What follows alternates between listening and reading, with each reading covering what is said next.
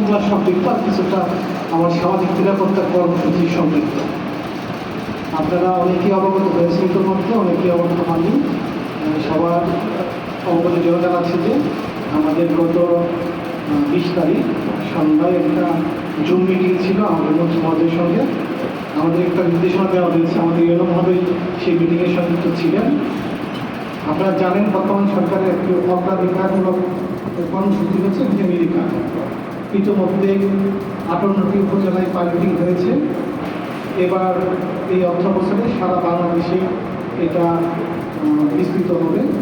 সেই জন্য সরকার সিদ্ধান্ত নিয়েছে 1 আগস্ট থেকে 1 আগস্ট থেকে 14 সেপ্টেম্বর এই 15 দিন, 1 মাস 15 দিন ব্যাপী অর্থাৎ 45 দিন ব্যাপী একটি খানা জরিপ কার্যক্রম পরিচালনা করা হবে। আমি আবার বলছি, 1 আগস্ট থেকে 14 সেপ্টেম্বর 45 দিন ব্যাপী খানা জরিপ, অর্থাৎ প্রত্যেকটা ঘরে ঘরে গিয়ে এই জরিপ কার্যটা পরিচালিত হবে। এই জরিপ কার্যের তথ্যের ভিত্তিতে পরবর্তীতে ফ্যামিলি কার্ডের বরাদ্দ দেওয়া হবে। আমাদের ইতিমধ্যে বাজেটে সারা বাংলাদেশে 41 লক্ষ কার্ডের ব্যবস্থা রাখা হয়েছে এবং প্রতি বছর এটা বৃদ্ধি পাবে। আপনারা যারা আছেন, আপনাদের আশেপাশে যারা আছে তাদের থেকে জানাবেন। ইতিমধ্যে আমরা একটা বিজ্ঞপ্তি দিয়েছি এই জরিপ কার্য পরিচালনার জন্য। আমরা সংশ্লিষ্ট উপজেলা থেকে আমরা জনবল কিছু অস্থায়ী নিয়োগ দিব, তাদেরকে প্রত্যেকটা জরিপের বিপরীতে সম্মানের প্রদান করা হবে।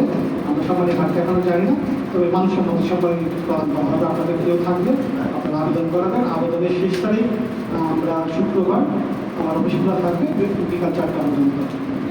আইন শৃঙ্খলার বিষয়ে আমাদের কাছে মাঝে মধ্যে দিয়ে একজন আসে অভিযোগ দেয় যে ফ্যামিলি কার্ডের নাম করে অনেকে বিভিন্ন ধরনের সুযোগ নেওয়ার চেষ্টা করে।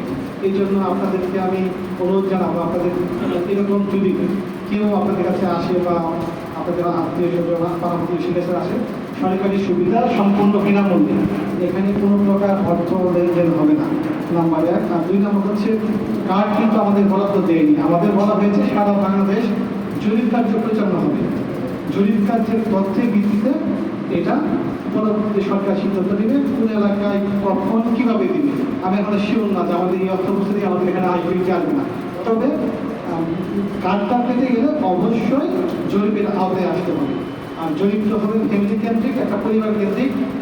পরিবারের প্রধান দল হবে, পরিবারের যিনি মহিলা আছেন, একাধিক মেম্বার থাকলে যিনি যাকে মনে হবে যে পরিবারের দায়িত্বশীল মহিলা, তাকে কেন্দ্র করে পরিবারটা জরিপ করা হবে। এই জন্য এনআইডি কার্ড থাকবে, লাইভ জরিপ হবে, আমাদের ট্যাব দেওয়া হবে কর্মীদেরকে।